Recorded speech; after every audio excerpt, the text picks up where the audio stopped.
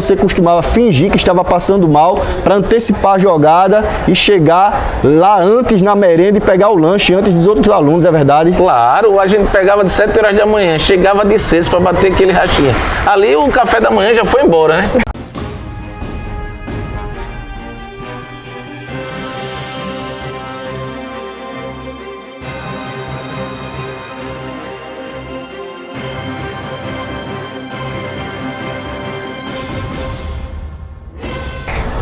Entre lendas e mitos, há mestres. Aqui ao meu lado, Ricardo Moral.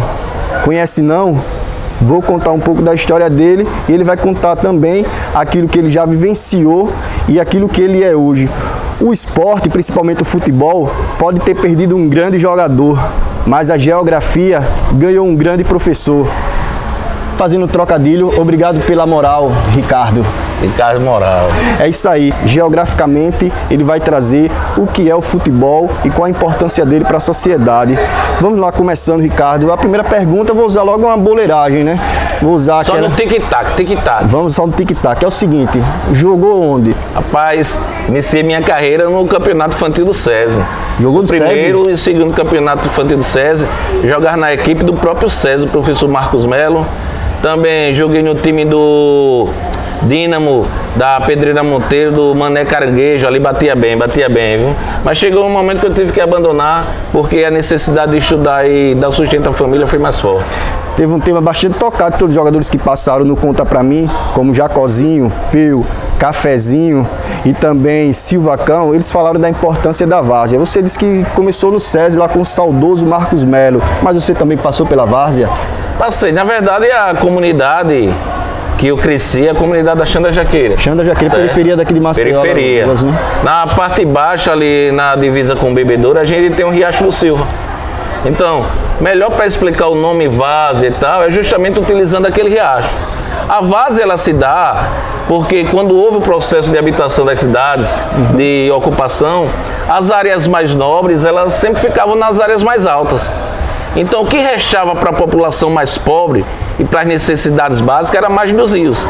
Então, aquele fim de tarde, onde a mãe do garoto ia lavar panela, onde a mãe do garoto ia lavar roupa, a garotada ficava brincando ali às margens do rio, e isso foi se popularizando, né? Em algumas regiões, essa várzea, ela tem uma expressão específica, né?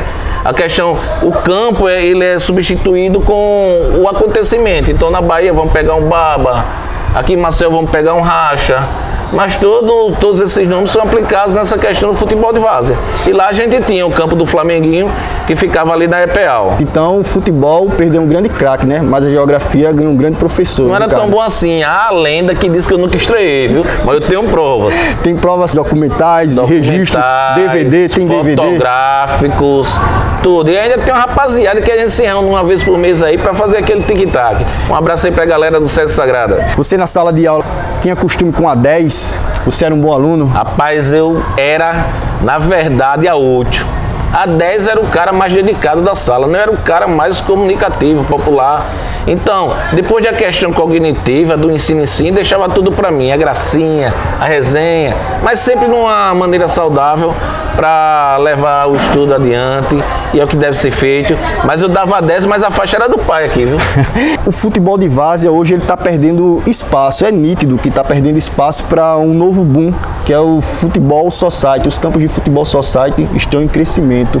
Isso daí também provoca interferência geográfica nas comunidades? Bom, primeiro eu vou falar das consequências, por incrível que pareça, para depois das causas. Eu fiz uma pesquisa pela universidade no ano de 2002 e a gente pegou os bairros mais pobres de Maceió, com maiores índices de violência, e ficou comprovado que nesses bairros não tinha uma área de lazer.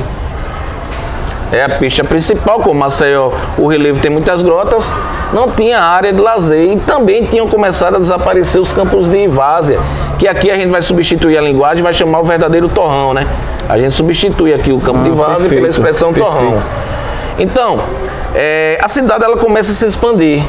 E esses torrões, eles ficavam nas áreas periféricas da cidade.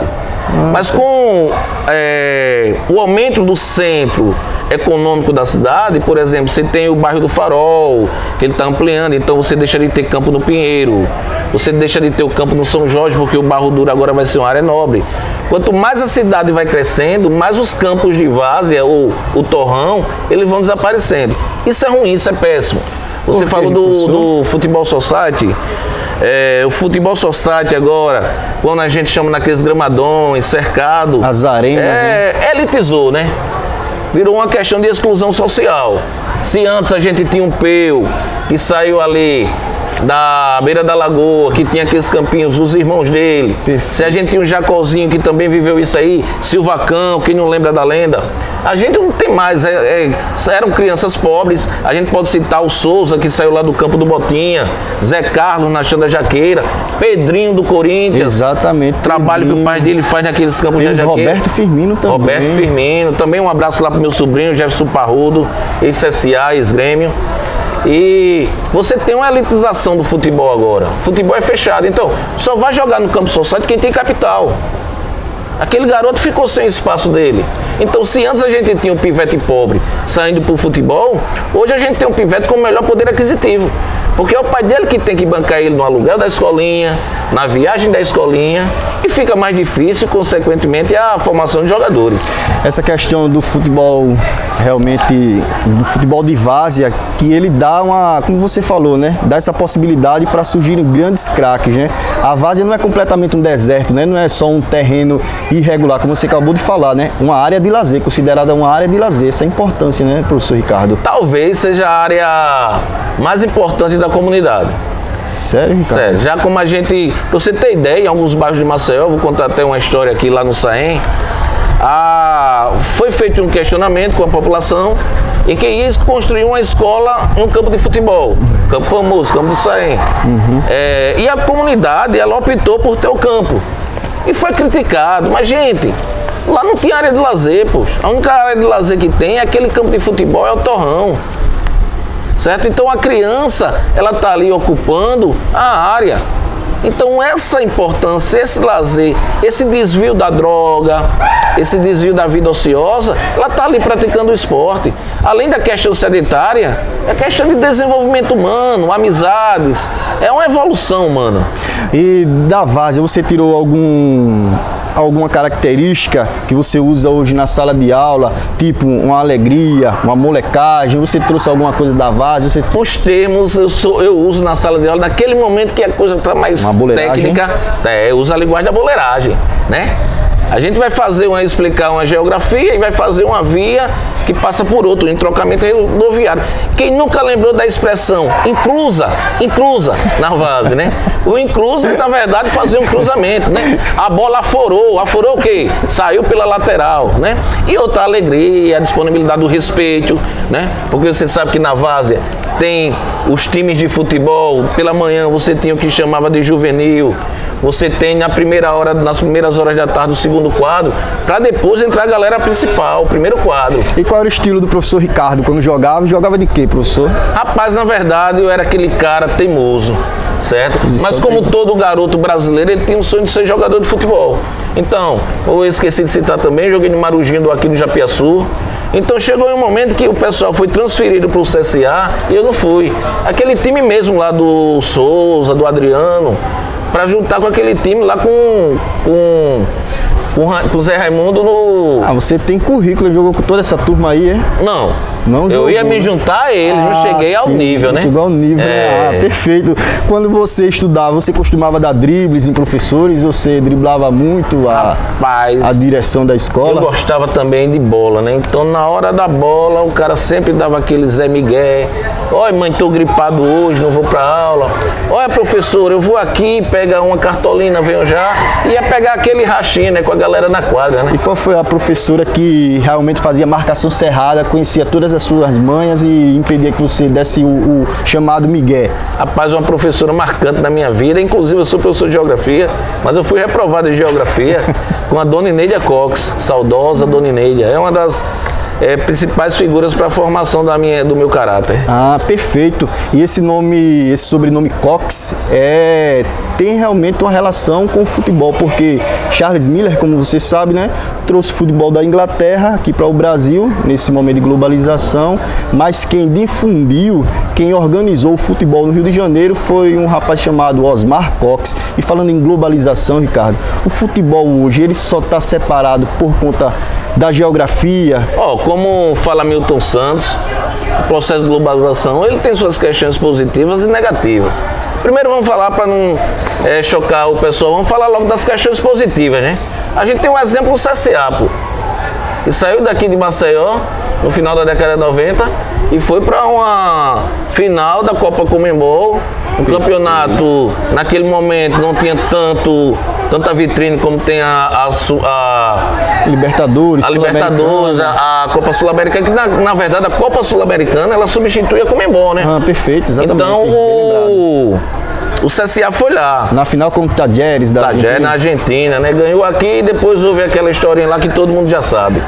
E agora, recentemente, na última semana, a gente tem um time da Xanda Jaqueira, o Jaqueirense, um abraço aí pro Eugênio. Exibiu o CSA. E o pessoal foi campeão brasileiro de futsal. Olha aí, o Society. E é um time que surgiu da Várzea, né? Surgiu da Várzea, lá no torrão da Xanda Jaqueira. Perfeito. Então era a alegria do povo de lá, ainda é, né? Ainda bem que tem essas figuras que tiram dinheiro do bolso para botar no futebol. Então, a questão positiva é justamente essa, que você tem um time de um lugar, de um dos estados mais pobres do Brasil, Alagoas, que esse time aqui, caso o CSA chegar entre os 4 lá da Série A, que não é nenhum absurdo mais, certo? O futebol está nivelado. A gente pode chegar a uma Copa Libertadores e pode chegar para o outro lado. Agora também esse processo de globalização, ele ofusca certa formação mais próxima. Eu cresci tendo fã na Várzea, pô. Certo? A gente não assistia a Barcelona, pouco a gente assistia o Flamengo, a gente era fã do pessoal da Várzea, do jogador da Várzea. Então a gente queria ser aquele cara da Várzea. A gente se espelhava, então nossos ídolos estavam perto. Agora, eles têm mais ídolos, mas cada vez mais longe. E no Brasil, essa questão, a gente vê que essa divisão geográfica, ela gera também uma competição, né? Uma competição regional, Ricardo, você percebe isso? Por exemplo, aqui no Nordeste nós temos a Copa do Nordeste Lampions League, né? Que hoje é um sucesso nacional. Até foram criadas outras competições parecidas lá no Sul, no Norte também tem uma Copa regional também. Você acha que as regiões, elas competem entre si? Olha, competem, mas tem um grande trabalho através disso. A gente não fala muito, existe muita crítica da mídia de massa, mas é a mídia, são pessoas como você que divulgam o nosso futebol, divulgam para o cara de Alagoas, divulgam para o cara do Maranhão, o próprio futebol local. Você chega em outras praças, você chega em Pernambuco, o cara não tem um time do Rio de Janeiro, o cara não tem um time de São Paulo. Então isso nos últimos 10 anos foi tendo essa mudança aqui em Alagoas. Certo? Vocês trouxeram para a televisão e jogadores, ou você sentar para assistir um futebol, escutar o comentário do Rommel, você escutar na rádio, ver um comentário do Silvacão, você chegar num shopping divulgando toda aquela propaganda do Jacozinho, você vê o Jacozinho, isso faz você ter amor pelo time presente, isso faz você valorizar o time do Nordeste. A gente tem um grande problema, que é a questão da arbitragem. Você pouco vê escalado árbitros de Alagoas em outras praças, pô. Então isso mostra que eles têm um olhar diferente com o nosso. Mas o bom é que aqui no Nordeste a gente não se menospreza. O cara aqui não tem um senso de inferioridade. Tanto que essa questão de Champions League é uma coisa nossa. Imitou o nome lá, bicho, mas a harmonia é nossa, a atmosfera é nossa aqui. E falar em atmosfera, você acredita que a atmosfera nordestina, ela propicia realmente em si o futebol, questão do clima, das nossas belezas naturais, isso é propício porque muito jogador que vem pra cá elogia bastante, né? O litoral nordestino. Olha, esse já foi um dos motivos dos jogadores perto de final de carreira vir para Maceió. Isso não existe mais, né? A gente não pega mais jogador na linguagem boleira, o jogador bichado. Refúgio, né? Jogador... Não, a gente pega jogador iniciando, jogador top de linha. Quer dizer que esse jogador em atividade vinha com esse pensamento pra cá. Vinha com esse pensamento pra cá. E a torcida ainda tem essa visão. O cara chegar do Sudeste pra cá. Pra aproveitar as belezas naturais, o cara tá ligado aqui, as redes sociais, o cara tá comunicando que o cara tá no barzinho, que o cara tá na praia, e não tava dando importância. Mas o nosso clima, o nosso cotidiano, ele propicia isso aí. A gente tem os meses de chuva, mas que até essa chuva propicia ali para amenizar o torrão do campo. E nos dias de sol, tá lá aquele racho motivante, aquele danonezinho depois, né? E tem outra questão geográfica que você fala, é a questão social. Qual essa? O acesso a teatro é caro. O acesso à peça no centro de convenções é caro. Então, qual é o lazer que aquele garoto tem? Vou no campo de futebol, vou bater a bolinha, vou ver um racha, vou ver um jogo. Aquele pivete, ele pode também arrumar uma renda para a família vendendo flau, tá? Pense, Marcelo, a economia que gira em torno de um estádio de futebol. Salva as proporções, você também vai levar a economia para aqueles campos de várzea. Tem a mulher que vende o gelo, tem a mulher que vende o refrigerante, tem o garoto que vai buscar a roupa, tem o juiz que vai ganhar o dinheiro, tem o pessoal que depois vai para o restaurante. Tudo isso circula ali na comunidade. Então, não é só o futebol. Então, para se criar uma praça esportiva, ela precisa ser criada num local que possa envolver tudo isso, né? Possa movimentar a economia, possa envolver as pessoas, possa ser propícia para que as pessoas possam ali e gerar emprego, não é isso? Justamente, não é só um campo. Por incrível que pareça, você nunca poderia construir um campo nas áreas mais isoladas. Vai ser difícil você ir para as áreas mais isoladas. É na periferia, mas uma periferia que está ocupada. Vai jogar porque está próximo de casa. Próxima Copa do Mundo, sabe onde é, né? Catar. E aí, como é fazer futebol num país desse? Na verdade, o Oriente Médio em si, ele está procurando alternativas para a substituição de uma fonte econômica que é o petróleo. Então, quando ele faz o Catar, ele está demonstrando para a FIFA, está demonstrando ao mundo que tem condições econômicas, que até está cedendo a Copa do Mundo, e você está ali trazendo pessoas, você está trazendo investidores. Geomorfologicamente, ele tem condições? Olha, a questão climática é difícil, mas o cara tem um clima lá árido, tem uma região lá extremamente árida, mas os caras têm capitais para deixar toda aquela arena confortável. Quer dizer que geografia hoje, a questão de clima, essa questão de espaço, questão também de paisagem... Nunca foi. Até porque, se fosse isso, a gente não tinha os jogos da Libertadores em altitudes, a gente não tinha lá o jogo na Rússia com a bola laranja na neve. Então o homem, ele consegue se adaptar a esse espaço. Tem uma teoria na geografia que é a teoria possibilista. Isso significa o quê? Como é que o homem ele tem condições com o capital de adaptar aquele ambiente ao seu bel prazer. Mas se adapta facilmente? Existem dificuldades. Por exemplo, o cara quando... Tem um exemplo, o Thiago Silva, que ele saiu do Brasil e foi jogar num país que era extremamente frio e ele teve tuberculose. Beleza. Isso aconteceu porque talvez o problema de subnutrição, talvez o problema de informação, mas o cara chegou lá, poxa, ele encontrou essa dificuldade, mas a população local não vai encontrar. Ela já está adaptada àquele meio. Então, a própria ciência vai fazer com que, vai desenvolver tecnologias para que aquele cara se adapte. Por exemplo, você vai jogar na altitude, já tem lá o balão de oxigênio. Você vai jogar aqui no Brasil, costuma ter aqueles jogos de 11 horas da manhã, então tem a parada técnica. Tem tudo isso. Outra coisa também, o intervalo entre os jogos tem que ser maior. Né? Porque o desgaste, claro, o desgaste num clima tropical é bem maior do que o desgaste num clima temperado, que tem as estações bem definidas. Então não é migué, né, de certos treinadores que durante a coletiva, após as partidas em que eles têm um resultado negativo, que eles falam das condições climáticas, que desfavoreceram o time, que prejudicaram o desempenho do treino dos jogadores. Isso acontece realmente, as condições climáticas, elas podem interferir no resultado de uma partida? Eu vou só dar um exemplo. Você pega um jogador como o Thiago Neves, do Cruzeiro, né? Que corre em média 10 km por jogo. E leva esse cara para fazer um jogo lá na Amazônia, com um clima completamente diferente, o desgaste da viagem, Esse cara, para se recuperar na sua volta, vai ser de 3 a 4 dias. Só que na terça-feira, 2 dias depois, ele tem que voltar a jogar. Então isso daí já é uma arma, né, de determinados clubes, né? Sim, e também uma reclamação de vários clubes no nosso país, por exemplo, o Campeonato Brasileiro no Nordeste. Você acha que é bem visto pela galera do Sul ter um time de Alagoas? O cara vai viajar do Rio de Janeiro para Alagoas, tem que fazer a paradazinha em Brasília, tem que ir para Belo Horizonte para depois chegar em Maceió. Então um voo que ia durar 5 horas, às vezes dura 12. Professor Ricardo, essa questão climática que você acabou de afirmar que interfere, né, no desempenho dos jogadores, né? Tem jogadores que até não conseguem se adaptar a determinadas localidades. Tem uma história de que você costumava fingir que estava passando mal para antecipar a jogada e chegar lá antes na merenda e pegar o lanche antes dos outros alunos, é verdade? Claro, a gente pegava de 7 horas da manhã, chegava de 6 para bater aquele rachinha. Ali o café da manhã já foi embora, né?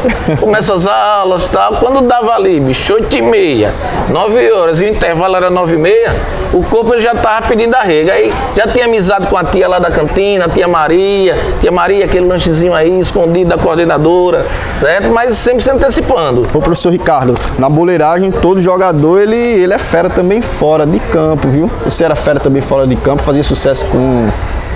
Rapaz, isso aí vai me complicar. Vai me complicar, mas sempre fui, né? Se percebe um clima muito quente. Ou isso daí realmente não tem nenhuma relação?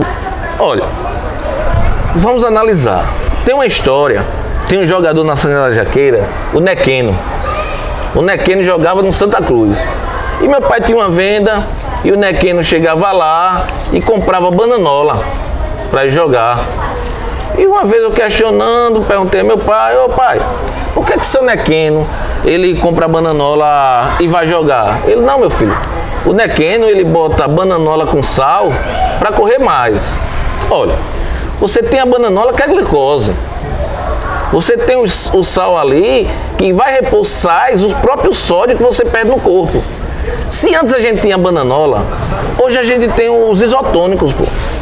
Quer dizer, cada jogador hoje é estudado individualmente.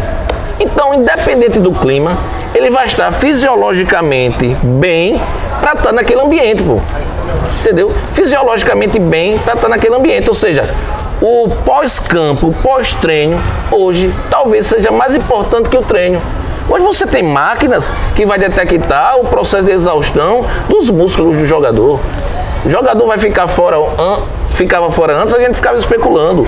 Hoje não. Hoje o cara fica fora e a assessoria de imprensa passa logo pra gente o que é que o cara tem. Deu muita moral ao jogador, estive vendo lá no seu Instagram que você faz sucesso aí com a boleiragem, e jogadores aí, mitos da bola. Um exemplo deles, Aloysio Chulapa, o rei do Danone.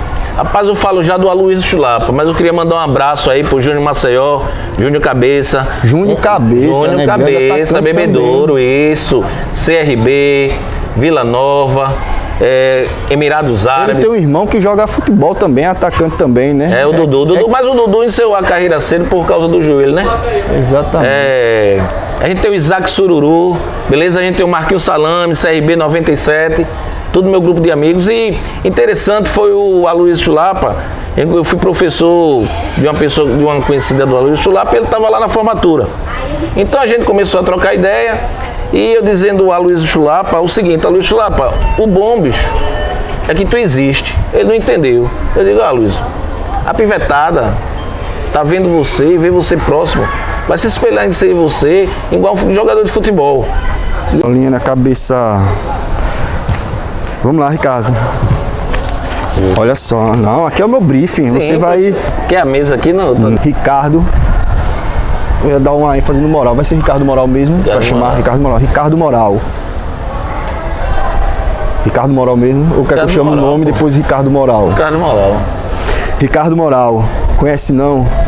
Então vamos mostrar para você quem é essa fera. O futebol pode ter perdido um craque, mas você disse que não jogou bola, jogou basquete. Joguei bola na Jaqueira. Vou dizer isso. Joguei. Se você quiser, olha, tem um lance massa pra eu mandar pra tu, pô.